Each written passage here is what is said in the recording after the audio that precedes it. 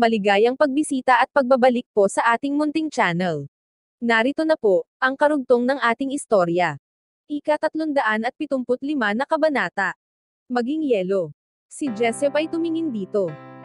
Pero alam niyang wala siyang laban kay Tyson na hindi mahuhulaan ang gagawin kapag ito ay galit. Natatakot para sa mga miyembro ng kanyang pamilya. Wala siyang sinabi. Ang iba ay natatakot at ang iba ay nakikitang nanginginig. Kung hindi dahil kay Jessup sila ay bumagsak na. Ang iba maliban kay Jessup si Debbie lang, ang taas noo.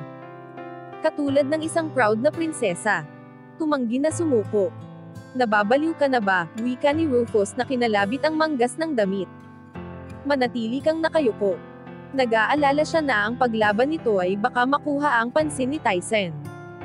Si Jessup ay tumingin kay Debbie, pinasasalamatin ang pagiging matapang nito. Si Debbie ay pinuno sa kulto ng Black Orchids, at parang ganoon na rin sa pamilya Clifton. Hindi siya dapat matakot kahit kanino. Ang mata ng lahat ay nakatitig sa ibaba, pero sila ay napasulyap kay Debbie, at nag-aalala dito. Siya ay kalaban ni Alex, kailangan mong umatras, wika sa kanya ng isang miyembro. Hindi pinansin ni Debbie ang lahat at marahan niyang inalis ang kamay ng kanyang uncle. Itinuwid niya ang kanyang postura at tumingin ng diretso kay Tyson. Tumanggi na maging luwag sa harapan nito. Napansin ito ni Tyson at naging interesado siya sa aksyon ni Debbie. Lumakad siya, upang tingnan si Debbie ng malapitan. Debbie, tanong niya, sinabi sa akin ni Art na kasama mo raw si Alex. Hindi ka ba natatakot sa akin? Hindi ko pa naririnig ang kulto ng Black Orchids, wika ni Tyson, maliwanag na hindi interesado. Pero kung ikaw ang babae ni Alex, kung gayon, ikaw ay aking kalaban. At masasabi ko sa iyong tono, na kinamumuhian mo ako. Kung puputulan mo ang lahat ng ugnayan mo kay Alex, baka pwede kitang patawarin. Tama ba iyon? Tanong ni Debbie, na tumaas ang kilay. Katulad ng sinabi mo, ako ang babae ni Alex, at hindi ko siya tatradorin. Mas may karangalan ka pa, kaysa sa kahit sinong lalaking narito sa paligid.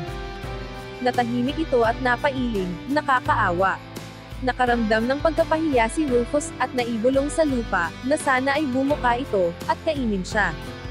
Ang ibang mga miyembro ng pamilya Clifton, ay napuno ng kahihiyan. Pero walang naglakas ng loob lumaban kay Tyson. Sa kasamaang palad, magbabayad ka para sa iyong katapangan, wika ni Tyson. Totoo, humahanga ako sa iyo, pero si Alex ay maraming pinatay na miyembro ng aking gang. At dapat silang maipaghiganti. Ang ekspresyon ni Tyson ay naging mapanganib. Dahil wala dito si Alex, sa palagay ko ay ikaw dapat ang magbayad. Debbie, lumapit ka dito, wika ni Tyson. Itiniklap ni Debbie ang kanyang kamao, at hindi gumalaw. Si Tyson ay naglakad palapit sa kanya, at hindi inialis ang tingin. Itinaas nito ang kanyang kanang kamay, at hinawakan ang balikat ni Debbie, at pinaagusan ng kanyang internal power. Unti-unting namutla ang mukha ni Debbie. Paanong hindi siya matatakot sa kung ano man ang mangyari? Pero gusto niyang maging proud si Alex, kaya hindi siya umatras. Itinaas niya ang kanyang baba, at maghanda, sa kung ano man ang gagawin ni Tyson. Ang kapangyarihan ni Tyson ay dumaloy kay Debbie, ipinadala ang mga yelo, sa pamamagitan ng kanyang ugat. Ang kapangyarihan ni Tyson ay hindi katanggap-tanggap na lamig. At nagsimula siyang manginig. Kahit na nakasuot siya ng mainit na sweater. Pakiramdam niya siya ay ibinalot sa yelo. At nangatol siya ng sobra. Ang kanyang mga ngipin ay nanginginig, at hindi niya mapigilan.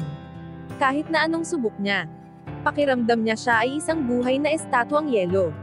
Ang mga taong nakatayo, kasunod niya, ay nanginginig rin, sapat ang lamig upang maramdaman nila. Debbie, tawag ni Jessup. Ang luha ay kuminang sa kanyang mga mata.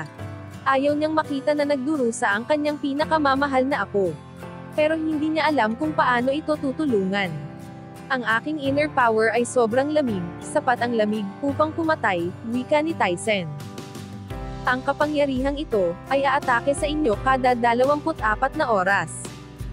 At ang bawat atake, ay mas malakas kaysa sa huli. Kung si Alex ay hindi agad magpapakita, kayong lahat ay hindi makakaya ito. Sa huli, maninigas kayo hanggang sa mamatay. Ang boses nito ay walang emosyon, at walang pakialam sa sasapitin ni Debbie. Wala na silang narinig pa na mga salita, at nahihirapang tanggapin ang katotohanan. Pero ang ebidensya ay nasa kanilang harapan. Ang labi ni Debbie ay nagiging asul, at ang balat nito ay pumuputla. Paano nagkaroon ng ganoong lakas si Tyson? Alam nila na nagsasabi ng katotohanan si Tyson. At galit sila dito, dahil sa kanyang kasamaan. Pero wala sa kanila ang nagsalita, natatakot na baka patayin sila.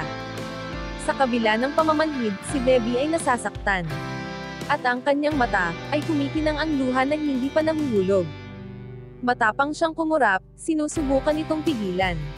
Hindi ko ibababa, si Alex, dahil lang sa pag-iyak, sa isip niya. Hindi ako iiyak kahit ano pa ang mangyari. May matatag kang kalooban, wika ni Tyson na sumasang-ayon. Nakakahiya dahil pinili mong luminya kay Alex. Pumiling ito. Kung iniisip mong maghanap ng panlunas, huwag ka nang mag-abala. Wala kang makikita na tutulong sa iyo. Magpapayo ako sa iyo, na mag-focus para pabalikin si Alex. Isa kang halimaw, sigaw ng garalgal na boses ni Jesse. Paano mo nagagawang atakihin ang inosenteng babae? At paano mo inaasahan kung saan ka matatagpuan ni Alex?